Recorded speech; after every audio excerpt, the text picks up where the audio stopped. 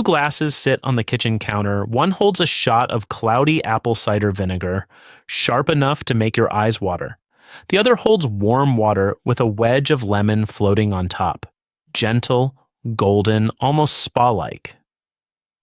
Millions of people knock back one or the other every single morning, both chasing the same prize, a flatter stomach in 30 days, less of that stubborn belly fat wrapped around the organs deep inside your abdomen. Here is the uncomfortable part. Only one of those glasses actually does something measurable to that fat. The other is mostly flavored water in a fat loss costume. Most articles lump them together as interchangeable morning rituals, twin detox heroes, sister hacks for melting belly fat. That framing is wrong. One has peer-reviewed human trials with CT scans showing visceral fat shrinking. The other has a reputation built almost entirely on hydration, calorie swaps, and internet folklore that nobody bothered to test. So today, we are not doing vibes. We are not doing testimonials. We are looking strictly at the physiology, insulin response, fat oxidation inside your cells, appetite, and the actual clinical data on visceral fat measured in real human bodies. I'm going to walk you through a head-to-head 4-round showdown between apple cider vinegar and lemon water, scoring each round on the biology, not the marketing. By the end, you will know exactly which drink, if either, earns a spot in your 30-day plan, why the winner wins by less than you think, and the surprise twist at the end where you realize the entire matchup was rigged from the start. The bell is about to ring. Round 1. We are starting with the most foundational fat storage lever in your entire body. The hormone that quietly decides whether the breakfast you just ate gets burned for energy or packed onto your waistline. Insulin. Round 1. Insulin.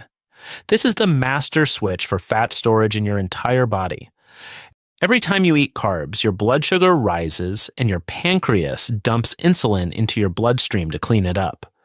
Insulin is a delivery driver with one job. Take the sugar out of your blood and shove it into storage. Some of it goes to muscle. A lot of it gets converted and packed around your organs as fat. The bigger the spike, the louder the storage signal. So anything that flattens that spike quietly turns down the fat storage volume. Here is where apple cider vinegar does something real. The acetic acid in ACV, the sour stuff that makes your face scrunch, slows down how fast your stomach empties food into your small intestine. Food trickles instead of floods. Sugar enters your blood slowly. Your post-meal glucose spike drops by 20 to 30% when you take 1 to 2 tablespoons before a carb-heavy meal. That is not a small nudge. That is a spike reduction that puts ACV in the same neighborhood as early stage effects seen with low-dose metformin in non-diabetics from a shot of salad dressing. Now, lemon water. In controlled studies, warm water with lemon produces no measurable change in your blood sugar response. No change in insulin. The citric acid gets burned up too fast in amounts too small to influence how your pancreas behaves. Round 1. A CV lands a clean hit. Lemon water doesn't throw a punch. Round 2. Fat oxidation. This is the round where we ask a bigger question. Not just can we stop storing fat, but can we get the cells to burn the fat they already have? Inside every cell, there's a tiny fuel gauge called AMPK. Think of AMPK as a thermostat for energy. When your cells sense low fuel, AMPK flips on, and the cell switches from storage mode into burn mode. It starts pulling fat out of storage and feeding it into the furnace. This is the same switch exercise flips, the same switch fasting flips. Acetic acid, once absorbed from ACV, nudges that same AMPK switch in your liver and your muscle tissue. It tells the cell, start burning fat. At the same time, it quietly turns down the genes that build new fat from scratch, so you manufacture less while you burn more. Lemon water. Nothing on this pathway. The polyphenols in lemon are weak antioxidants at the doses you are drinking. Citric acid actually feeds the fire the wrong way. It gets burned as fuel itself without ever flipping the AMPK switch. Round 2. A CV scores again. Lemon water is still watching from the corner. Round 3. Appetite. This is the round where drinks actually earn most of their real-world fat loss results, because the honest truth is, most morning drinks work by making you eat less later. A CV's slowed stomach emptying does more than flatten your glucose curve. It keeps food sitting in your stomach longer, which means the stretch receptors in your gut keep telling your brain, we are still full. One trial showed people who took ACV before a meal ate 200 to 275 fewer calories over the rest of the day, not because they tried, because their appetite quietly dialed down on its own. Lemon water finally lands a punch here, but a soft one. A warm glass of anything in your stomach first thing in the morning takes up volume. Volume creates mild fullness. You eat a little less at breakfast. But here is the catch. When researchers compare lemon water against plain water, the lemon adds almost nothing. The appetite effect is hydration wearing a yellow costume. And there is one more thing both drinks do that actually matters.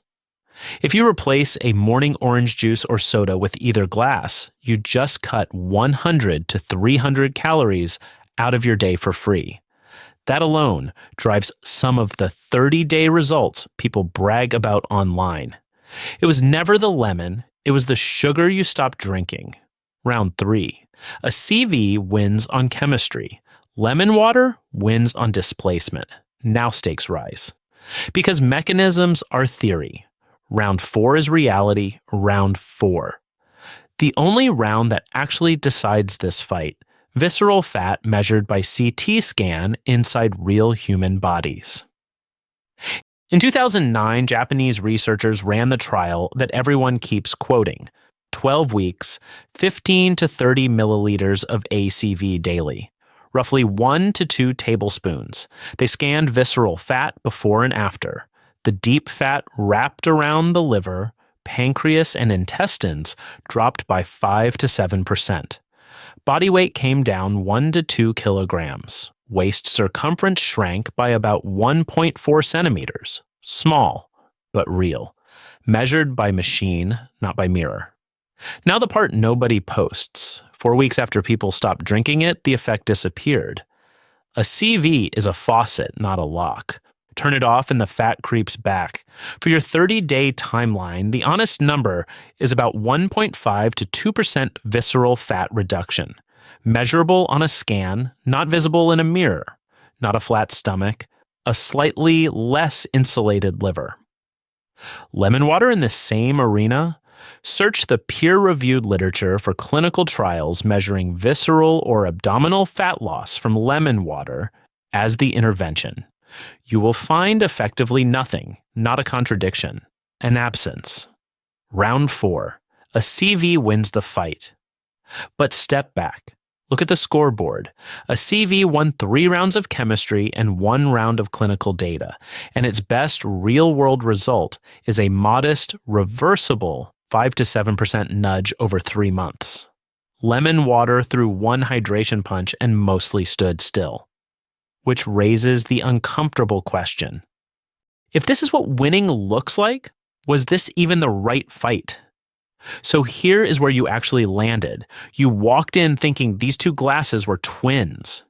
You are walking out knowing one is a small but real metabolic lever, and the other is mostly a hydration habit wearing a fat loss costume.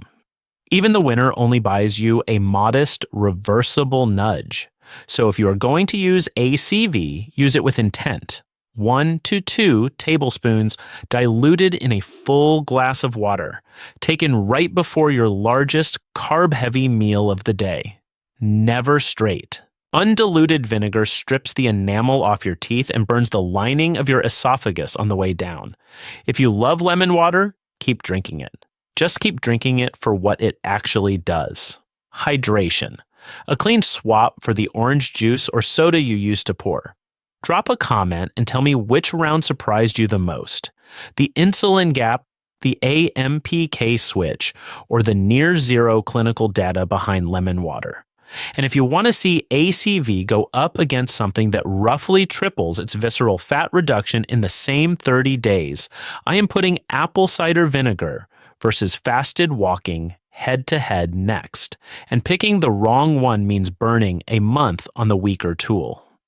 Subscribe so the next fight finds you. Most viral morning drinks are not lies. They are just badly oversold.